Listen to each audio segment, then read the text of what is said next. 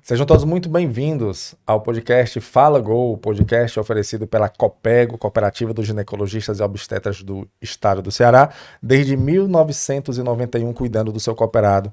E hoje vamos conversar com a doutora Lília Mendes. Tudo bom, doutora? Tudo bom, Crasso? Tudo bem, né? Muito obrigado pela sua participação aqui com a gente. Vamos conversar um pouco hoje. E a doutora Lília Mendes, ela é cirurgiã ginecológica e professora da Universidade Federal do Estado do Ceará. Fico muito feliz com a sua presença aqui, doutora. E hoje a gente vai falar sobre um assunto que com certeza é a dúvida em muitas mulheres e também para muitos homens, né? Maridos, namorados, noivos, irmãos, pais, mas que atinge, claro, especificamente as mulheres, que são que tem uma sigla, né? SUA, S-U-A, que é sangramento uterino anormal. Quando a gente pensou nesse tema, a gente até imaginou, será que esse tema é um tema relevante? Será que realmente essas mulheres elas têm dúvidas em relação a isso? Será que existe uma parcela, vamos dizer, significativa da população que tenha esse problema? E aí descobrimos que sim. E chamamos você aqui, doutora, para esclarecer essas dúvidas. Eu gostaria de começar primeiro agradecendo. E já entrando no assunto. Pronto. Esse tema, ele é um tema relevante sim para a população feminina? Exatamente, Crasso. Primeiramente, eu queria agradecer, né, parabenizar a cooperativa por esse iniciativa, né, de informar a população, né, são temas bastante importantes. Essa era a dúvida, Crasso. São temas realmente relevantes. Né? É o SUA, como você mesmo já bem disse, que é o sangramento uterino anormal. Então, ele é extremamente relevante. E ele, para a gente poder entender o que é um sangramento uterino anormal, a gente tem que entender o que é normal. Sim, né? Com certeza. Então, mais importante. Então, vamos caracterizar o que é um sangramento uterino normal, que é aquele ciclo menstrual que ele deve durar entre 24 e 38 dias. Certo? Ou seja, isso quer dizer o quê? Que a mulher ela deve sangrar ou menstruar a cada 24 dias, ou 25, 26, até no máximo 38 dias. Esse sangramento, ele vem do útero também? Exatamente, exatamente.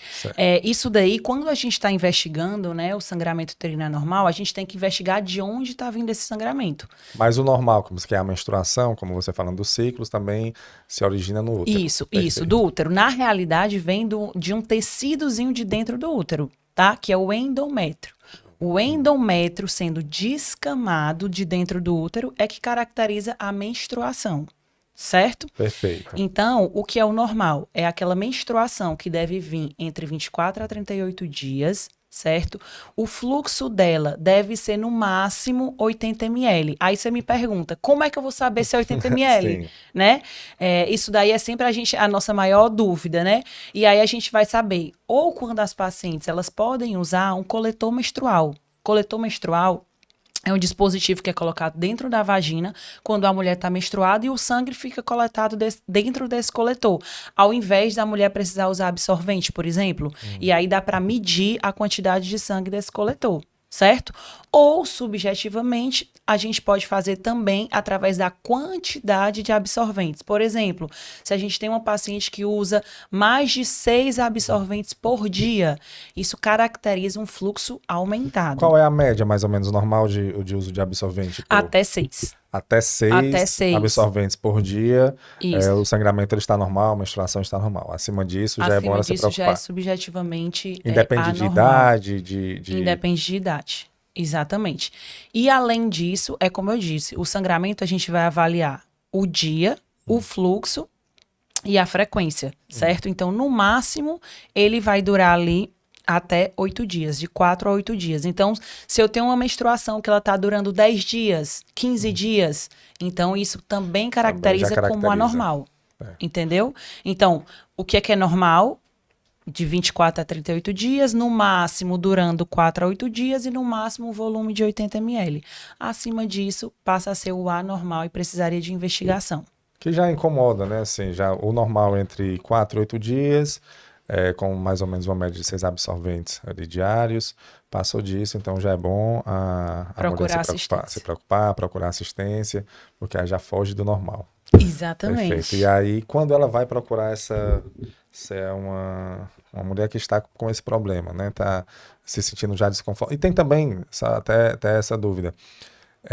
ela consegue perceber, porque ela já existe uma rotina dela, né, mensal. Sim. Quando isso muda também, com certeza ela percebe. Com certeza. Né? Então, quando ela conseguir perceber essa mudança, qual é o procedimento? Como é que ela tem que proceder para poder resolver essa situação? Pronto. Quando a mulher observar, né, que houve essa mudança do padrão menstrual, ela deve sim procurar o ginecologista. E aí é o nosso papel diferenciar, né, se esse sangramento anormal, ele tá ali de forma aguda ou se ele é de forma crônica.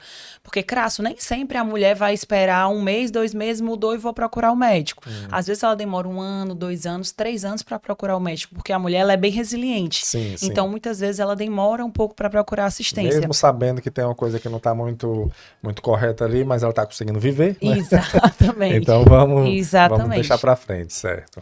Então a gente vai diferenciar. Se é aquele sangramento que tem mais de 6 meses, é um sangramento que a gente considera crônico, né? Se for um sangramento agudo, né, de menos de 6 meses, a gente consideraria um sangramento de forma aguda.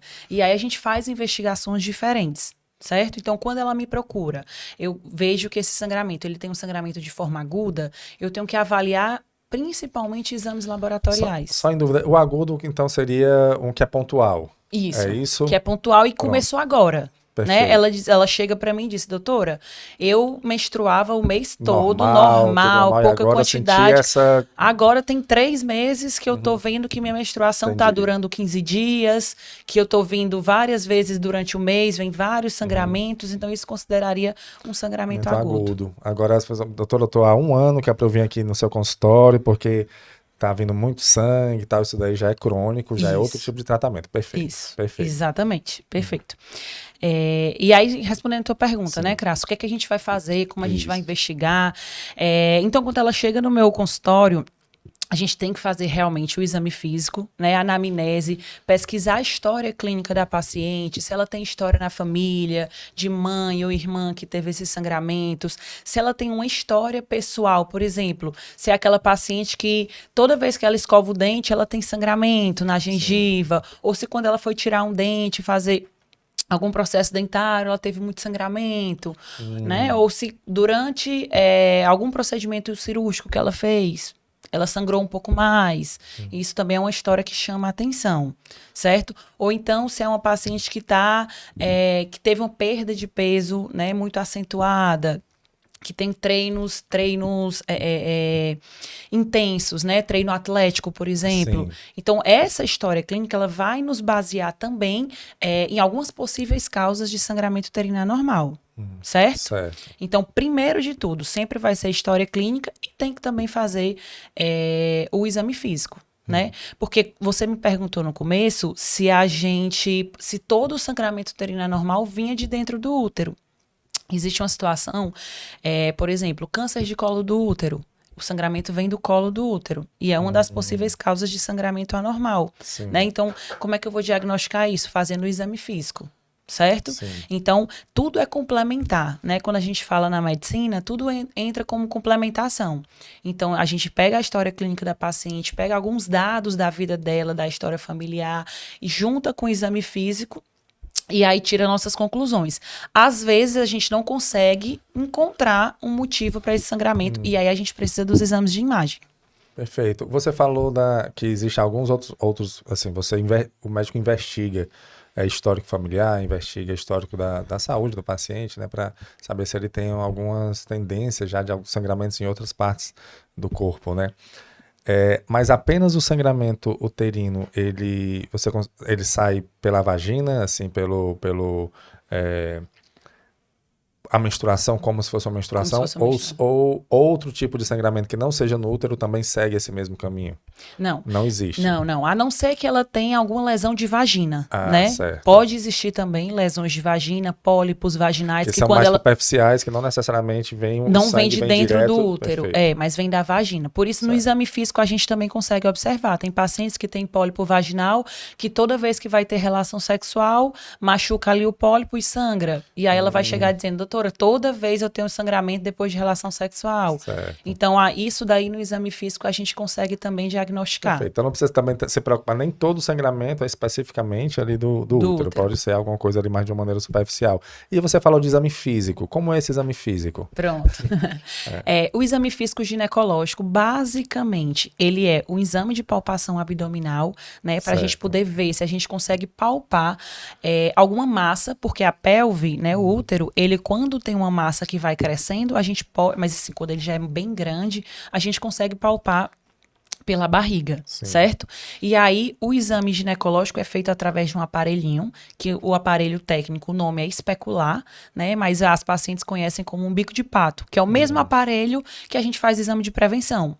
E aí, nesse aparelho, a gente abre, coloca dentro da vagina, abre o aparelho, e aí a gente consegue examinar toda a parede vaginal e o colo do útero. A gente consegue observar se esse sangramento está vindo de da vagina, se está vindo de dentro do útero, se está vindo do colo do útero. Então, isso é basicamente para a gente diferenciar de onde que vem o sangramento. Isso, claro, se ela tiver com sangramento ali no momento da consulta. Certo? Além do exame físico, tem algum exame de imagem, algo que possa ser feito também até para confirmar, né, o que foi feito no exame físico? Perfeito, exatamente. Então, assim, quando a gente vai pensar em procurar, né, o diagnóstico das causas de sangramento uterino anormal, a gente começa com exames laboratoriais, que são exames de sangue, e exames de imagem, com certeza, tá? A gente sempre vai começar com o exame mais básico, que é o pélvico transvaginal. Certo? Que aí esse exame a gente consegue fazer uma avaliação do útero, né? A avaliação que a gente chama estrutural do útero, que são possíveis doenças, como se o útero tivesse doente. A gente consegue visualizar no ultrassom e aí dá o diagnóstico do sangramento uterino anormal. Por exemplo, né? O que é que eu posso ver no ultrassom que tem dentro do útero? Miomas, né? Pólipos endometriais, adenomiose, e espessamentos endometriais, por exemplo. Então, essas são patologias que a gente consegue diagnosticar com ultrassom e são causas de sangramento uterino anormal. Perfeito, doutora. Agora me perdoe a minha ignorância. Mas o que são pólipos? O que são miomas, adenomiose? Isso, eu gostaria muito que você explicasse aqui pra gente. Pronto, perfeito. É excelente porque são patologias extremamente comuns no consultório. Para ter uma noção, Crasso, 1/3 da população feminina vai ter mioma, né? Só que claro, a maioria é assintomático, certo? Então, o mioma nada mais é do que uma neoplasia benigna do músculo do útero. Então, o útero tem um músculo e começa a crescer um tumorzinho dentro desse músculo, certo? Mas isso é benigno. Aí, quando fala em tumor, a paciente já pensa que é exatamente. Já fica um pouco desesperada, né? Então, para você ter noção, às vezes chega a paciente no consultório, doutora, fiz aqui, eu tô muito preocupada, eu tô aqui com um mioma de 1 centímetro. E aí, o que é que eu faço? Ela já vem com exame, já vem com... Exatamente. E aí a gente vê, né? Esses tumores benignos, pequenos do útero, são assintomáticos na maioria das vezes, né? Quando eles são muito grandes ou quando eles estão numa posição do útero que a gente chama, que está tocando o endométrio, que é aquele tecido que eu te falei, sim, que é o que faz a menstruação. Que faz a menstruação. Sim. Então, quando a característica dele é o mioma submucoso, que é quando está tocando o endométrio. Então, ele aumenta o sangramento. Se for um mioma intramural, se for um mioma subseroso, ele não vai aumentar o sangramento, a não ser que ele seja muito grande, certo? Porque aí, quando ele é muito grande, realmente, ele acaba dificultando um pouco a contração uterina e a parada de sangramento durante uma menstruação. Mas miomas pequenos, de 1 centímetro, 2 centímetros, que estão mais para a parte de fora do útero, eles não vão causar sangramento, vão ser assintomáticos e não tem com que se preocupar. Mas precisa tirar, assim... Perfeito, não de precisa, jeito nenhum. Né? Então, ela pode conviver com isso tranquilamente. Com certeza. Ele some com o tempo ou não? Fica para sempre? Então, na realidade, ele é um tumor benigno, né, para vocês entenderem, mas ele é hormônio dependente. Então, quando a mulher ela tá que a gente chama de menacme, que é o período que ela ovula, certo, né, ela tá sempre produzindo. Os ovários da mulher, ela tá sempre produzindo estrogênio, progesterona, e aí ele acaba podendo crescer durante esse período. A mulher, depois que entra na menopausa, né, ela tende a diminuir a produção, né, desses hormônios. Algumas param, outras ficam com produção muito remanescente, pequenininha.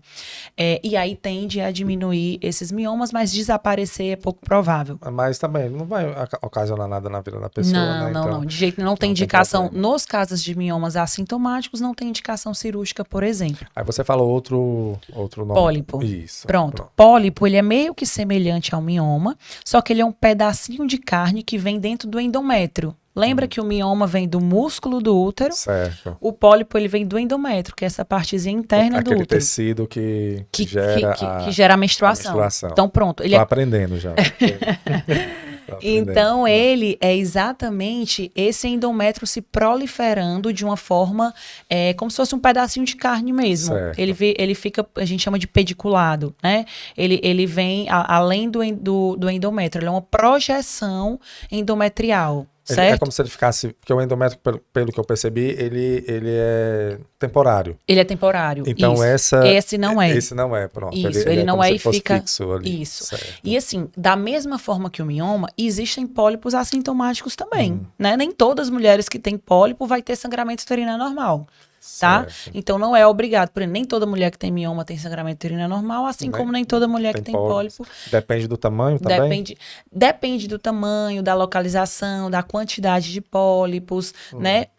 Então tudo isso vai interferir se ela vai ter ou não o sangramento uterino anormal, por exemplo. Certo. Uma vez que a paciente tem o diagnóstico de sangramento uterino anormal e tem essas causas de mioma submucoso, não é o intramural nem subseroso, e o pólipo endometrial, aí sim a gente tem indicação de fazer a ressecção cirúrgica nesses casos, certo? Perfeito. Mas antes da gente entrar no tratamento, vamos continuar falando um pouquinho das outras. Das outras, perfeito. Então vamos lá, aí a gente já falou do mioma, a gente falou dos pólipos, vamos falar também da adenomiose. Isso, eu não lembrava do nome, eu vou ter que perguntar a ela. Mas... Pronto, a adenomiose, ela também é uma causa que a gente chama de estrutural, né?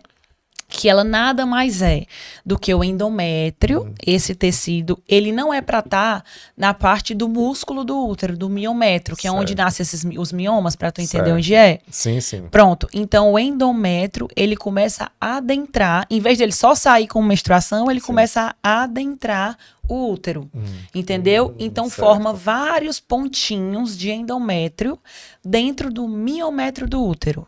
Certo? Então, isso a gente chama de adenomiose. É quando o útero ele fica todo doentezinho, cheio de pontos de endométrio dentro do útero. Interno, né? Interno. Certo. E aí, a adenomiose, ela pode ser focal, quando ela está só em uma região do mioma, ou do miométrio, por exemplo. Ou ela pode ser focal, pode estar pipocadozinho dentro do útero. E aí, ela já tem um tratamento de forma um pouco mais difícil do que os outros. Porque está interno, né? Porque está interno, não tem como você fazer uma ressecção cirúrgica, porque são pequenos focos, né? Certo. Difusamente, digamos assim. E aí a adenomiose, como ela causa um mioma doente, né? Um útero doente, desculpa, da mesma forma como que ela vai causar o sangramento uterino anormal, porque ela também causa uma dificuldade nessa contração uterina para provocar essa hemostasia, essa parada de sangramento quando a mulher menstrua. Certo? Mas dói de alguma forma? Pronto. Também pode doer sim, viu, Crasso?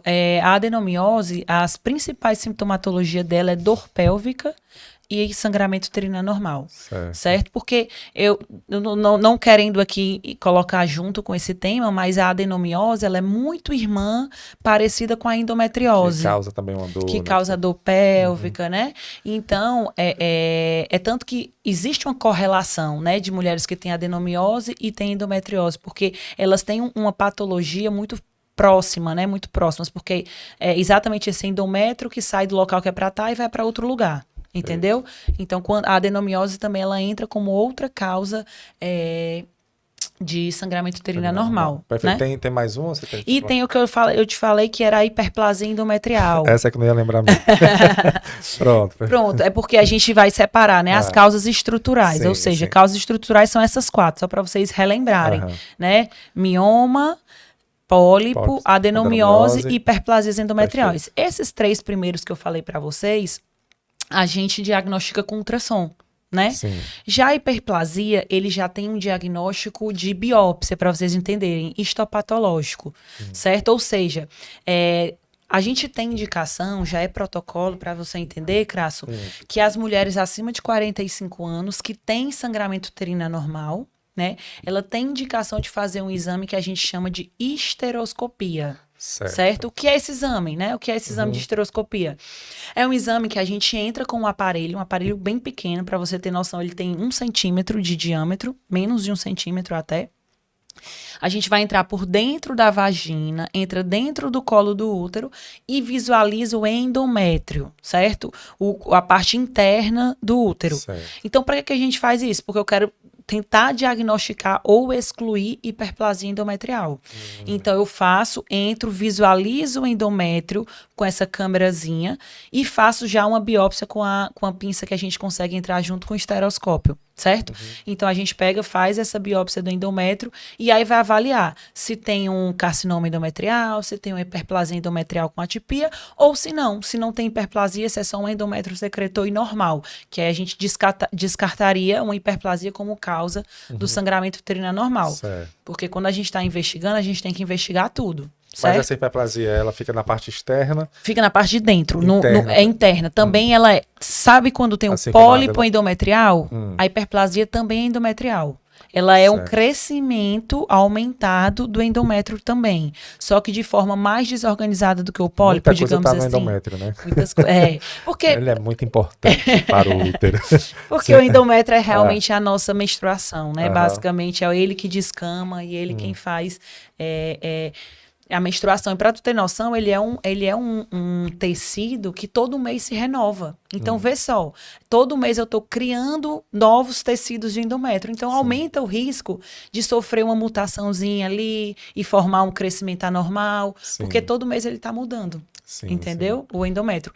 Então, quando eu tiver para frisar novamente, né? Quando tem pacientes acima de 45 anos, ou até paciente com menos de 45 Mas anos. mesmo sem ter um Sangramento sangramento, uterino? é interessante fazer? Não, né? Certo. Não é rotina como um exame de prevenção, por exemplo, né? Não. Sim. A gente só faz esteroscopia se tiver a queixa. Se tiver algum, né? algum problema. Faz parte do processo de investigação do sangramento uterino anormal. Entendo. Entendeu? Perfeito, perfeito. Mas aí, pelo que eu percebi, doutora, o sangramento uterino anormal, ele não tem vamos dizer assim, ele não evolui para uma coisa muito ruim. Não sei se eu percebi errado, porque ele não é normalmente quando você tem uma doença que tem algo que informa que você está tendo aquela doença ali. Tem alguma característica que você vai investigar isso. Você está tendo isso porque você está doente de alguma coisa. Mas o sangramento, não. Na realidade, ele já é um efeito. É isso? Ele já é um efeito de um pólipo, de uma adenomiose, né? Ele tem... E que tudo isso que você me falou não são situações que causam um problema maior. Ou eu estou errado? Não. É. A maioria, vamos dividir aqui. Certo. A maioria das causas vão ser causas benignas, certo? Mas principalmente em pacientes acima de 40, 50 anos, com sangramento uterino normal, vai aumentando o risco de ter, por exemplo, essa hiperplasia endometrial que pode ser maligna. Tá? Então, não obrigatoriamente é algo benigno, não, certo? Então, por isso que tem que fazer todo o processo da investigação. Porque essa hiperplasia endometrial, ela pode vir ou com atipia, ou pode já vir um carcinoma endometrial, que também é uma causa de sangramento uterino anormal. O que seria o carcinoma? O carcinoma é o câncer de endométrio, certo? Aí já é sério. Né? Aí já é câncer, então a coisa já... Exatamente. Então, passa para esse lado, mas lembrando que vai ser realmente a minoria das causas, vão ser a parte que entra como malignidade. Mas isso é com pacientes acima de 45 anos ou existem exceções também com menos de 45? Pode existir exceção, mas a gente sabe que a idade etária, né, a faixa etária de mulheres com câncer de endométrio são as mulheres acima de 50 anos, né, entre 50 e 60 anos, 45 para 50 anos. Mas a gente precisa realmente investigar tudo. Por isso que eu digo, quando entra nessa faixa de acima de 45, por isso que a gente investiga o endométrio, né, para poder descartar que é um câncer endometrial, por exemplo, né? Investiga dessa forma que eu te falei, fazendo a biópsia pela esteroscopia, né? Sim, perfeito. E aí, Crasso, quando eu te comentei das causas estruturais, mas existem as causas não estruturais também. certo? Então, essas são as causas que a gente consegue diagnosticar por um ultrassom, por exemplo, né? Por um exame de imagem ou por uma esteroscopia. Quando você fala causas estruturais e não estruturais, é relativo à estrutura do útero? Isso. Perfeito. Que Exato. está ali de acordo com algum componente do útero que está ocasionando isso, certo? E não Exatamente. estrutural, então não faz parte do útero, é isso? Não faz parte do útero. Exatamente. Aí é outro fator também que a gente também faz essa investigação no consultório, que são as causas não estruturais. Certo? E aí, então, vamos lá.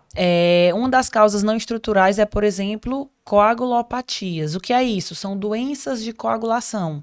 Né? Ou seja, e aí por isso que eu te comentei naquela hora que a gente pergunta se a mulher tem muito sangramento quando escova os dentes, né? Faz investigação. É maior até na família, né? Na família, tem história familiar, sim. Exatamente. Então, essa é uma das causas também de sangramento uterino anormal. São mulheres que têm dificuldade de parar o sangramento, porque ela tem doença no fator de coagulação normal dela, né? Não é normal, deixa de ser normal. Para você ter uma ideia... Quase uma hemorragia, né? Uma hemorragia, porque não consegue parar. Porque Entendi. quando a gente se corta, né? A gente se corta aqui, você vê que rapidamente, ali um minuto no máximo, você para de sangrar. Sim. Então, as mulheres que têm essas doenças da coagulação, elas demoram mais a conseguir parar o sangramento. Então, da mesma forma, se caracteriza no sangramento menstrual. Certo. Para tu ter uma noção, Crasso, quando a gente fala de sangramento uterino anormal, eu tô aqui com um grupo de pacientes que todas essas têm sangramento uterino anormal. Em média, 10 a 13% vai ter algum fator de coagulopatia, principalmente a doença de von Willebrand, que por incrível que pareça, ela é pouco diagnosticada, né, no consultório ginecológico. Então, sempre tem que ser lembrado também dessas coagulopatias. Óbvio, a gente vai desconfiar mais quando a paciente tem essa história clínica, desde a infância, que quando ela se corta, ela demora mais a parar o sangramento. Sim. Então, tudo isso vai falar um pouco a favor e a gente já pega e investiga também essa outra parte. E ocorre o caso da paciente já ter essa tendência para algum problema de coagulação, mas também ter um pólipo, existir isso? Pode. Pode, e aí ela vai... quanto não estrutural. Não estrutural, Aí provavelmente a gente vai culpar o pólipo e o mioma e aí vai esquecer do coagulopatia mesmo. Por isso que organiza lá, vai ter que... Exatamente, vai ter que investigar se continuar, né? Porque às vezes a causa poderia realmente ter sido mioma ou pólipo que tirou... Já é na loteria, né? Também. E aí, entrando ainda nessas partes não estruturais, além da coagulação, a gente tem também o que a gente chama de fatores hormonais, né? Que são fatores ovulatórios, digamos assim. Que são disfunções do ovário. Né? Porque quando a gente fala de menstruação, a menstruação nada mais é do que um equilíbrio hormonal. Tá? Então, a mulher ela é muito hormonal dependente, digamos assim, hormônio dependente. Né?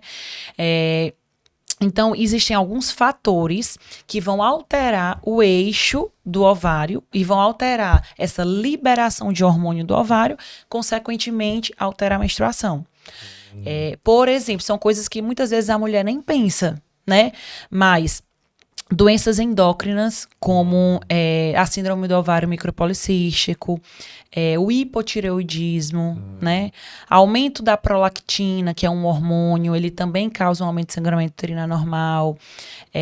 Pacientes com muito estresse, né? O estresse ocasiona também? Também ocasiona, acredita. Então deve estar cheio aí.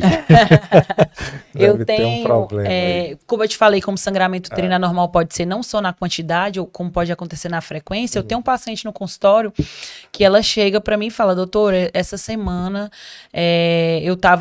fui apresentar meu mestrado e eu tive um sangramento no meio do mês. Isso é normal? Pode acontecer. Não é normal, mas não se preocupe não. Que depois vai melhorar. Aí ela volta 3 meses depois e aí voltou. Vai melhorar. Porque literalmente o sangramento da mulher ela também é dependente dessa parte hormonal. Então, o estresse crônico ela também pode ser uma das causas de sangramento uterino anormal. Pacientes que têm também anorexia, bulimia, ela pode também alterar a parte do sangramento. E aqueles atletas, né? Eu não sei se tu já ouviu falar, como mulheres atletas de alta performance que deixam de menstruar. né? Não, existe isso. Existe também, porque também tem essa parte da alteração hormonal. Mas aí ela deixa de menstruar, mas também pode Porque aí depois quando sangra, aí vem tudo de uma aí vez. vem de uma vez. É uma das causas, né? Então, assim, tem várias causas, tanto estrutural quanto não estrutural para esse sangramento. Você recebe no seu consultório mais, e assim, deve ter talvez uma pesquisa disso, tem mais pacientes com sangramento anormal estrutural ou não estrutural? Ou tá igual? É difícil dizer digamos, essa correlação, viu, Crasso? É difícil, porque existe, eu te falei, as que são mais fáceis de eu explicitar para um paciente, mas existe as causas que é aquela causa que eu não consegui achar nada disso aqui, tudo que eu te falei, certo? Investiguei, aí entra na causa endometrial. O que é isso? Tem mulheres que não vão conseguir levar uma hemostasia do endométrio. Hemostasia é o quê? É o parar de sangrar, né? Então, tem mulheres que aquele endométrio, ele tá tão inflamado, né? Ela tem alguma bactéria, né? Por exemplo, DIP, que é doença inflamatória pélvica, que leva aquele endométrio inflamado. E aí ele não vai conseguir levar essa parada de sangramento, digamos assim. Então, são muitas causas, né? Nem sempre vai ser estrutural.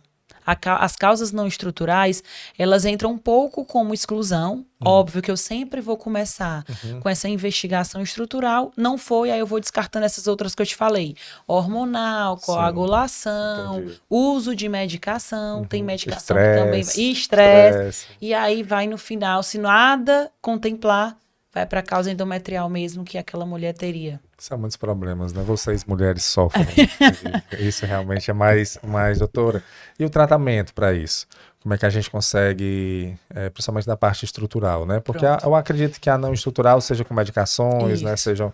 E o estrutural também é com medicação? Ou tem que ter alguma intervenção cirúrgica? Tem que ter como é que faz com que a pobre da mulher que está com como que eu vou resolver vai resolver o problema da sua paciente? Então, vamos lá. A gente consegue diferenciar, né? Então, normalmente, aquelas pacientes com causa estrutural, basicamente, a maioria, ela vai ser cirúrgica, né? Ou seja, se ela tem o mioma submucoso, se ela tem o pólipo, se ela tem aquela hiperplasia endometrial, aí vai depender, né? Quando eu tô pensando em cirurgia para uma paciente, eu tenho que avaliar a idade dela, se ela já tem filhos, se ela ainda quer ter filhos, ou se ela já finalizou a prole, né? Porque se eu tenho uma paciente de 48 anos, que chegou para mim, 45 anos, tem um mioma submucoso, já tem 2, 3 filhos e tem certeza que não quer mais engravidar, eu posso oferecer ou a retirada do mioma, porque aí vai a critério um pouco também da conversa do paciente com o médico. Pode ou só tirar o mioma, já que é aquele mioma que está causando sangramento. E pode também realizar a esterectomia, se ela tiver outras causas, por exemplo. Às vezes, esterectomia é retirada do útero. Né? Eu sabia, mas eu quis perguntar para ter certeza. Que é mais invasivo, né? Também. Ela é mais invasiva, exatamente. É porque às vezes, Crasso, por exemplo, um paciente tem adenomiose e tem mioma. Aí a adenomiose, lembra que eu te falei que a adenomiose é mais difícil de tratar cirurgicamente? Aquele que está interno. Que é aquele que está interno do miométrio. Então, aí nesse caso, eu já sugeriria a paciente de tirar o útero, por exemplo, né? Então, assim, se for só... Mas, assim, se eu tiver um paciente jovem, né? Eu tô com uma paciente de que não tem 25 filho ainda, anos, ou que tem, 30 quer anos, ter outros filhos, né? Óbvio que a gente vai fazer a orientação de tirar só os miomas, né? Só o mioma ou os miomas se ela tiver, o pólipo ou os pólipos se ela tiver. Me perdoe continuar nesse tema da retirada do útero, que eu acho tão forte, né? Quando você fala retirada do útero. É quando, tudo bem, a mulher já teve filho, já... finalizou a prole, né? Vou usar o seu termo, finalizou a prole, então não haveria um problema em retirar o útero, mas ocasiona algum outro tipo de problema no organismo da mulher? Na retirada do útero? Isso aí é muito importante, essa pergunta, viu, Crasso? É que muitas vezes, quando a mulher chega no consultório, ela diz, doutora, eu não quero mais ter filho, então tire tudo. Certo? Então a gente tem que definir, explicar muito bem para ela o que é o tire tudo. A gente Tirar vai o marido também dela, tire meu marido, Não. tire tudo, não quero mais. É tirar todo o órgão tirar reprodutor. o útero, né? Ah. A gente não tira os ovários. Muitas vezes eu quero tirar tudo, eu não vou mais ter menino, então tirei útero, tirei trompa, tirei ovário. Isso acontece. Mas aí sim, se eu tirasse o ovário, teria algum malefício, digamos assim, né? Mas a gente orienta a paciente quando a gente vai tratar uma doença do útero. Pra retirar A só gente vai tirar útero. o útero, né? E que não vai causar algum problema que não maior tem- na outra parte do organismo dela. Não. Nada, exatamente. A gente vai tirar o útero e o ovário vai manter. Então, o ovário vai continuar produzindo hormônio. Então, eu não vou induzir ela à menopausa cirúrgica, por Porque o exemplo. ovário ele produz hormônio. Então, tirando, ela vai perder aquele hormônio. Aquele ali. hormônio, Então, exatamente. Então, afetaria a qualidade de vida dela. Com certeza. Então, Porque- não tire tudo, pessoal. O útero já resolve, não se preocupe. Exatamente. O ovário é amigo, é amiga. Sim. Para continuar da qualidade de vida da mulher. Ele mantém lubrificação, mantém produção de hormônio, ele protege para doenças cardiovasculares, tanto que aumenta as doenças cardiovasculares quando as mulheres entram na menopausa por causa da diminuição cardiovascular, para você entender, AVC, infarto, né? Sim, sim. Então, ele é do bem, ele é protetor, Sim. né? Então, quando a gente pensa em tirar útero, é só o útero e mantém os ovários. Por favor, não deixa os nossos amigos ovários. Tá tudo certo. Mas aí, continuando na questão do tratamento, certo? O que é que pode se fazer mais para diminuir esse problema do sangramento? E aí, quando a gente faz a parte cirúrgica, quando são causas estruturais, a gente faz a parte cirúrgica. Quando são causas não estrutural, por exemplo, a adenomiose, que às vezes a gente não vai conseguir uma cirurgia, a não ser que seja tirando o útero, né? Sim. Mas, por exemplo, a adenomiose é uma mulher que ainda quer engravidar, Pronto. né? Ou a adenomiose, ou uma causa endócrina, por exemplo, eu vou ter que tratar a doença endócrina, paciente que tem um problema de tireoide, eu vou ter que tratar a tireoide, paciente que tem doenças de prolactinomas, que são tumores produtores de prolactina, eu vou ter que tratar esse tumor produtor de prolactina. Então, se tiver alguma alteração hormonal, eu vou ter que fazer esse tratamento da alteração hormonal também. E aí, por fim, o mais importante, o tratamento principal de sangramento uterino anormal, quando não é mioma e pólipo, e quando não é essas alterações hormonais, ou até sendo alteração hormonal e quando ainda não está no controle adequado, anticoncepcional. Certo? Então, olha o anticoncepcional tendo outras funções. Certo. E crasso é o que eu mais falo para as minhas pacientes. Às vezes ela diz, mas doutora, eu não tenho nenhum parceiro, por que eu vou tomar um anticoncepcional? O anticoncepcional, ele não é só um contraceptivo para evitar gravidez. Ele é um excelente aliado do ginecologista para tratar doenças, certo? Então, principalmente o sangramento uterino anormal, quando você vai olhar os protocolos, fluxograma, guidelines, ele entra como primeira escolha para tratamento de sangramento uterino anormal. Mas o anticoncepcional, dependendo da forma que você tome, você ainda tem a menstruação. Isso. Então, seria de outra forma de tomar, como seria o anticoncepcional, né? A gente aí vai variar, tá? De caso a caso. A gente tem o anticoncepcional. A gente pode usar o anticoncepcional de forma contínua, tá? Explica para a paciente, né, que ela não vai sangrar, mas se tu me perguntar, Crasso, se for uma paciente adolescente, porque, por exemplo, pacientes adolescentes, elas podem ter um sangramento aumentado simplesmente pelo fato de que ela ainda tem uma imaturidade hormonal, Sim. certo? Tá se ajustando Tá se ajustando né? ainda. Então, é muito comum os dois primeiros anos após a menarca, que é a primeira menstruação, ter esse sangramento aumentado. Oscilando, né? E aí elas querem continuar menstruando. Então, quando a mulher usa anticoncepcional, a menstruação, ela não é uma menstruação normal como vinha antes. Ela é uma menstruação de privação do sangramento. Ou seja, a mulher que usa anticoncepcional, aquele endométrio que eu te falei, que é o causador da menstruação. Pronto, quando eu estou usando anticoncepcional, ele não é proliferado. Então, mesmo que ela faça a pausa do anticoncepcional, esse endométrio vai estar bem fininho, então vai descamar muito pouco. Então, o sangramento vem muito pouco. Né? As pacientes usuárias de anticoncepcional que têm pausa, elas vão perceber que vem um sangramento diferente do sangramento de menstruação. Porque aquele endométrio não é proliferado, não é crescido, não é aumentado, digamos assim, durante, como uma mulher que não usa um anticoncepcional, por exemplo. Só para vocês entenderem, para vocês entenderem, porque esse aí realmente fica um pouco confuso. Mas todo mês, se a mulher não usar anticoncepcional, esse endométrio, todo mês ele vai crescer. Por quê? Porque todo mês a mulher se prepara para engravidar. Então ela precisa estar com um ambiente gordinho, crescidinho, para poder o embrião se implantar, por exemplo. Se formar um embrião e implantar no endométrio, né? Então é por isso que todo mês a gente fica com esse endométrio gordinho, não engravidou, menstrua, descama e menstrua. Fica aguardando ali, não vê. Pronto. Na mulher que usa anticoncepcional é diferente. Ela não tem aquela variação hormonal que tem quando na mulher que não está usando, e aí não prolifera endométrio. Então, mesmo que ela use um anticoncepcional com pausa para tratar o sangramento uterino anormal, ainda assim vai tratar. Porque vai vir um sangramento menor. Um sangramento diminuído. Menor porque diminuiu o endométrio, que é o motivo causador do sangramento. Eu tô aprendendo tudo aqui. Uma aula mesmo, tô aprendendo tudo. Perfeito. Então, como ele não acumulou, ele não cresceu, ele pode até sair. Ele sai um pouquinho, aquele pouquinho que é o que a gente chama de sangramento de privação hormonal. E se a mulher ela tem já uma tendência para um fluxo maior de sangramento, ela fazendo isso diminui também o fluxo. Diminui também. Aí a gente vai falar de paciente a paciente. Tem pacientes, por exemplo, que já são mais velhas, diz, doutora, eu não quero sangrar de jeito nenhum. Então você sugere, não faz pausa, emenda. A medicina é perfeita, né? Você vê, né? Aí não sangra. E aí não sangra. Não causa nenhum problema não, doutora. Excelente pergunta. Obrigada por ter feito essa pergunta. É porque, sinceramente, assim, é natural que sangre, né? O corpo da mulher foi feito, tanto é que você disse que todo mês ela tá pronta para engravidar, né? Todo mês. Quando ela não engravida, vai, né? Então desce junto com o endométrio, com o sangue. E aí você não tá indo contra as leis da natureza quando você não sangra, não faz mal. Pronto. Me explique. Excelente pergunta. Eu acho que eu queria falar sobre isso. Tá vendo, pessoal?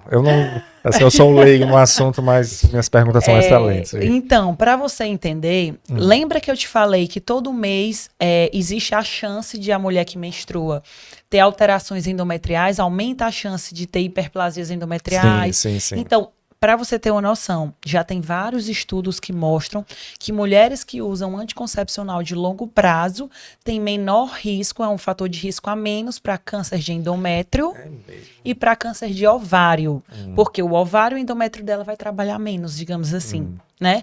Então, tem vários estudos já bem consistente falando isso. Então, não, né? É o que elas sempre perguntam também. Então, você estava me perguntando que todas as pacientes perguntam. Sim. Não tem problema não menstruar. Por quê? Por que ela não está menstruando? Porque ela não tem endométrio para menstruar. Porque ela não proliferou o endométrio, né? Sim. Então, ela usou o anticoncepcional, o endométrio ficou fininho, não sangrou. O endométrio ele só existe para menstruação? Ele só existe para fazer essa superfície do útero? Isso. Só para isso? Só para isso. Então, ele se muda todo mês, né? Ele se modifica todo mês. Então, se o anticoncepcional ele inibe isso, ele não vai causar um impacto em outra parte do corpo, porque ele está ali para isso. Perfeito. Então, entendi. o anticoncepcional ele vai fazer exatamente isso. Ele vai deixar ele vai, primeiro, né, não ovular. Então, a mulher, por que ela não engravida? Porque ela não está ovulando, né, não ovula pelo ovário. E ela não vai menstruar porque o endométrio ficou fininho. Né? Então fica fininho, não prolifera o endométrio.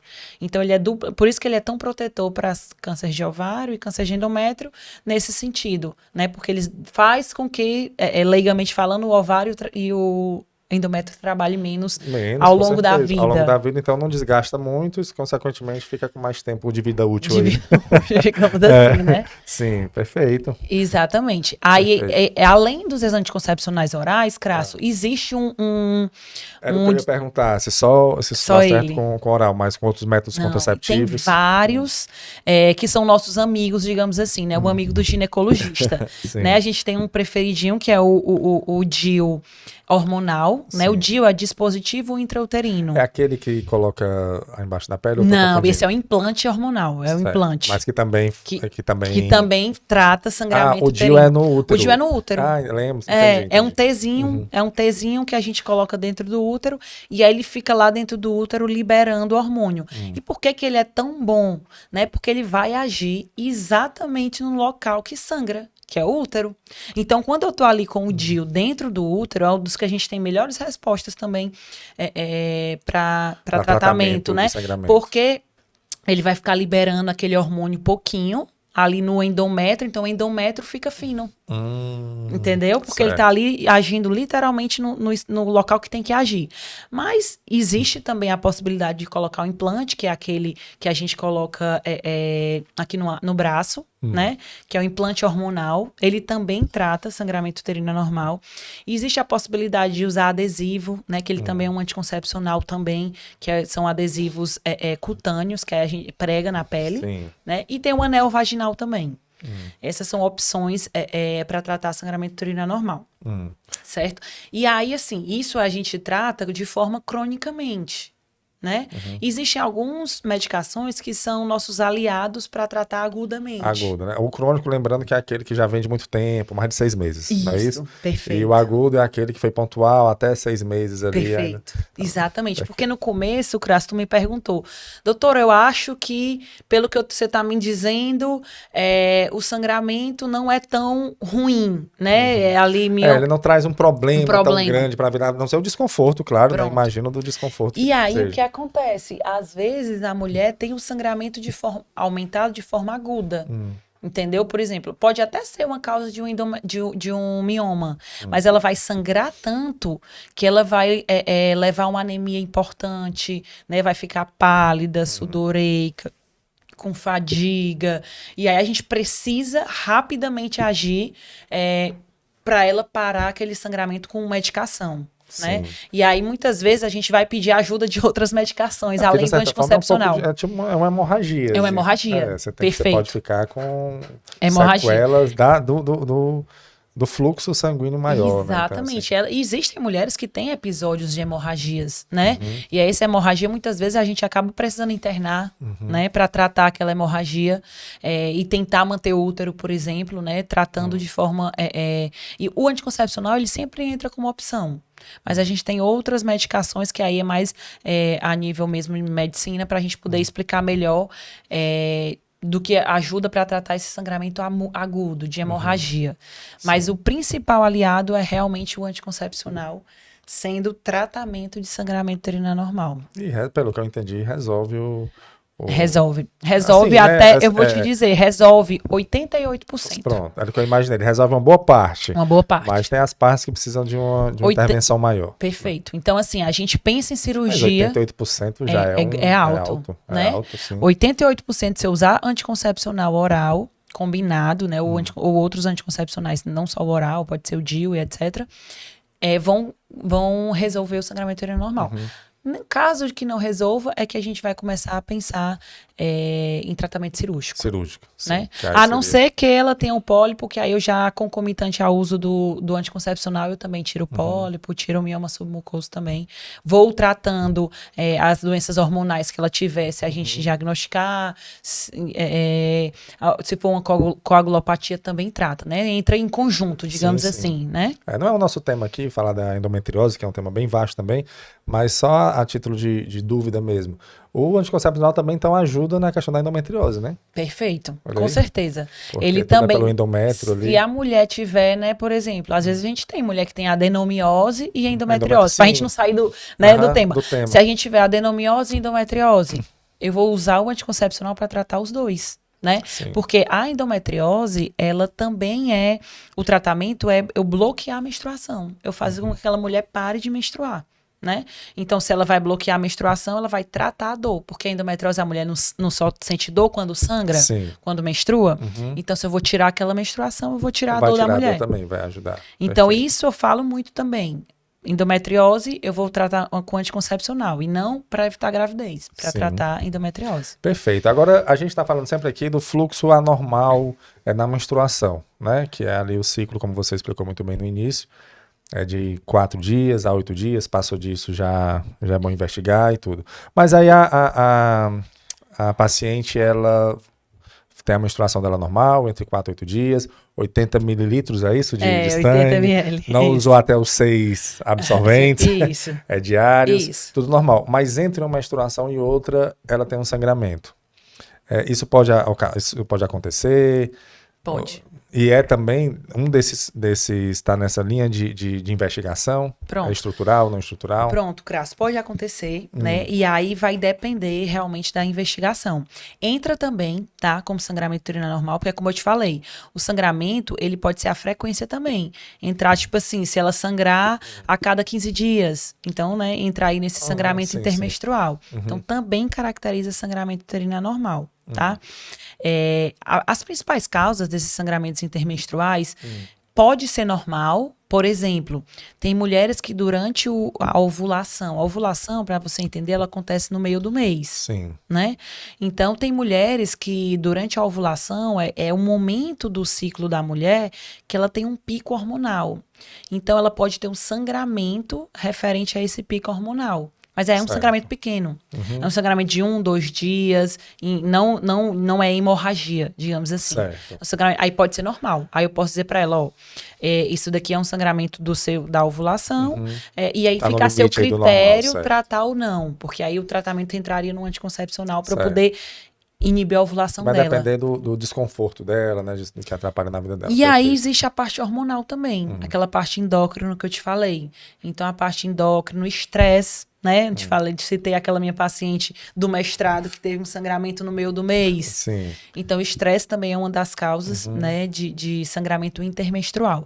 Mas sim, esse sangramento intermenstrual, ela entra como sangramento uterino normal. E aí, na investigação, a gente vai ver se é algo que é fisiológico é normal, é da mulher, né? Ou se é algo patológico que precisaria realmente tratar. Certo? Certo. Então, isso aí também faz parte do sangramento uterino anormal. Perfeito, doutora. E nesses anos que você já está, que você vem se especializando nessa área, né? De também ajudando as mulheres, seus pacientes. Você teve algum caso, assim, que teve mais um cuidado maior, ou alguns casos, né, que devem acontecer, que fugiu um pouco do padrão, que fugiu um pouco do normal, algo que vale a pena a gente relatar? Sim, Crasso, na realidade a gente tem vários pacientes, principalmente os que mais marcam a gente são as pacientes que têm os casos de hemorragia, né? Porque quando é o sangramento crônico, a gente consegue fazer o tratamento de forma ambulatorial, digamos assim, né? E aí aqueles tratamentos agudos, principalmente são pacientes, por exemplo, pacientes oncológicas, né? Que eu diagnostiquei fazendo a esteroscopia, né? Ela chegou para mim como indicação de fazer esteroscopia porque ela teve sangramento pós-menopausa, né? E aí, nesse sangramento pós-menopausa, ela fez um ultrassom, mostrou que o endométrio dela estava muito gordinho, porque na mulher da menopausa, o endométrio não é para proliferar, né? E aí, na esteroscopia, a gente viu... fez a biópsia e realmente veio, por exemplo, realmente um carcinoma de endométrio. Aí a gente encaminha, né, para o cirurgião oncológico para fazer o tratamento específico. Mas na parte nem sempre vai ser uma parte oncológica, tá? Na realidade, a minoria. Eu já tive paciente com mioma, né, um mioma submucoso.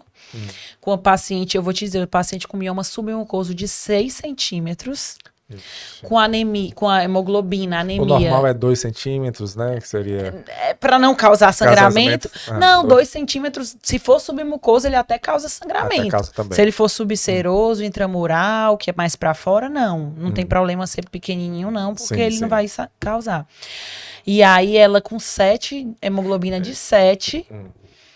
E descobriu no exame de rotina. Ela chegou para mim para operar porque ela descobriu no exame de rotina, ou seja, ela se adaptou à anemia e ao sangramento. Meu Deus. Acredito. Por isso que eu disse, muitas vezes as mulheres têm que se ligar nisso, né? Não se conformar que o sangramento ela vai rios e consegue viver. Exatamente. Então, essa paciente me marcou. Também ele vai se adaptando, né? Mas isso não quer dizer que ele tá bem, né? E me marcou muito, porque ela é uma paciente jovem, né? Ela tem 37 anos. E aí, chegou a uma hemoglobina de 7. Para você ter uma noção, o normal é 12. Então, ela tá bem abaixo, quase a nível de transfusão. E ela, em exames de rotina, que ela foi fazer, descobriu esse mioma, e aí eu perguntei, como era esse teu sangramento? Não, doutora, eu sangro todo mês, 7 dias, lembra que eu te falei? Todo mês, 7 dias, ela pensou, só que o fluxo era muito alto. é muito intenso, né? E aí eu falei, é mais de 6 absorventes? Ora, muito mais de 6. Eu uso 2 de uma vez. Meu Deus vou trocar. Então, assim, isso... As empresas de absorvente agradecendo a ela, aí ela não vai se tratar, meu Deus. Exatamente. Aí, nesses casos, a gente faz uma medicação para tentar diminuir o mioma e fazer a cirurgia para tirar só o mioma. E descobriu no exame de rotina. Exame de rotina de ultrassom. Foi. Aí. E aí, nesse caso, obviamente, cirúrgico, né? Mas não obrigatório. Essa, no caso, ela não tem filhos ainda, ela quer manter o útero. Claro. Né? E aí a gente fez para tirar só o mioma. Que aí é um pouco mais complicado, né? Mas dá para fazer. Dá para fazer. Na realidade, se a gente, assim, vou falar um pouco desse que eu acho legal também, da cirurgia de mioma, né? E existem 2 formas da gente fazer. Existe a gente fazer da forma de videolaparoscopia, né, que é uma cirurgia minimamente invasiva, que a gente faz pela barriga mesmo, principalmente quando os miomas estão para fora, né, quando eles são subseroso ou intramural para fora do útero. Quando ele é submucoso, que é o que causa o sangramento uterinar normal, ele tá para dentro da cavidade do útero. Aí como é que eu vou fazer? Tu vai ficar impressionado. A gente faz através da esteroscopia. Aquele exame que eu te falei que a gente entra pelo colo do útero. Sim. Então a gente entra pelo colo do útero, dilata o colo do útero, e coloca uma alça que começa a fatiar esse mioma. Então, a gente tira esse mioma em vários pedacinhos até chegar no útero. Aí não mexe. E aí não mexe no útero. Parou. Vai tirando em vários pedacinhos. Várias camadas, exatamente. E aí, quando a gente tirou tudo, pronto. Terminou a cirurgia, e aí é uma cirurgia relativamente... pouco sangramento, o paciente vai embora para casa no mesmo dia da cirurgia. Não tem cicatriz, não né? tem cicatriz. Ela é por Exatamente. Por vídeo, e resolveu o sangramento uterino normal dela. Com certeza. Né? Então, realmente é algo muito satisfatório, Com né? certeza. A cirurgia de mioma submucoso ou de pólipo também, ela caracteriza do mesmo jeito. Sim. Quando a gente vai falar de cirurgia para retirar o pólipo, também é uma cirurgia de esteroscopia. A medicina é fantástica, né? Fazer isso daí hoje, né? Fazer uma cirurgia com uma complexidade dessa de uma maneira não tão invasiva como deveria ser. Né? E a mulher consegue ter uma vida normal e ter filhos. Normal, exatamente. Mantém E o principal é acabar com esse problema que ela tem, esse desconforto, e que pode levar até uma coisa mais séria. Perfeito, doutora. Doutora Lilian. Doutora Lilian, gostei muito da aula, né? Foi uma aula que a gente teve aqui, foi uma aula. E aí fica a dica, pessoal, para você que nos assistiu, que nos ouviu, que não está nos vendo aqui, começou alguma coisa anormal, né? Como nesse caso, uma menstruação com fluxo um sangramento maior, algo que causa um desconforto, mas que você consegue viver, né? Mas não deixe de procurar o ginecologista, não. Né? Vamos cortar logo mal pela raiz para resolver, porque ninguém merece ficar vivendo desse jeito. E tem, como vocês viram aqui, tem tantas formas de se resolver. E profissionais assim como a doutora Lilian podem lhe ajudar muito. E aí eu queria, doutora, a gente está finalizando aqui a nossa conversa. Você tem mais algo que você quer dizer, uma mensagem para suas pacientes? Fica à vontade. Obrigada, Crasso. Primeiramente, eu queria agradecer, tá? Realmente, eu estou muito feliz de ter participado desse podcast, né, do Fala Go. E a minha mensagem final é exatamente as pacientes, as mulheres, a gente sabe que somos pessoas muito resilientes, né? Mas se vocês tiverem sangramentos menstruais mensais, que duram muitos dias, né, 10, 15 dias, ou que dura até menos dias, mas que tem um fluxo muito aumentado, procure o ginecologista, né? A gente tem uma investigação rápida, a gente tem tratamento, muitas vezes não precisa ser cirúrgico, para você que tem medo de cirurgia, né? A maioria das vezes vai ser um tratamento clínico com medicação. Então é mais orientar, né? O que eu busquei aqui é orientar que tem várias possibilidades para vocês ficarem tranquilos. A maioria não vai ser cirúrgica, vai ser de tratamento medicamentoso. E, como eu mesma falei, né? 88% das pacientes vão ficar bem com o tratamento medicamentoso.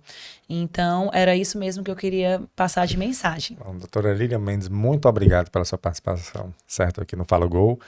Quem quer seguir a doutora Lilian Mendes é doutora Lilian Mendes no Instagram, DRA Lilian Mendes, tudo junto. Você segue a doutora Lilian. E finalizamos aqui o nosso podcast Fala Gol. Muito obrigado mais uma vez, doutora, pela participação. Você que nos acompanhou, até o próximo episódio.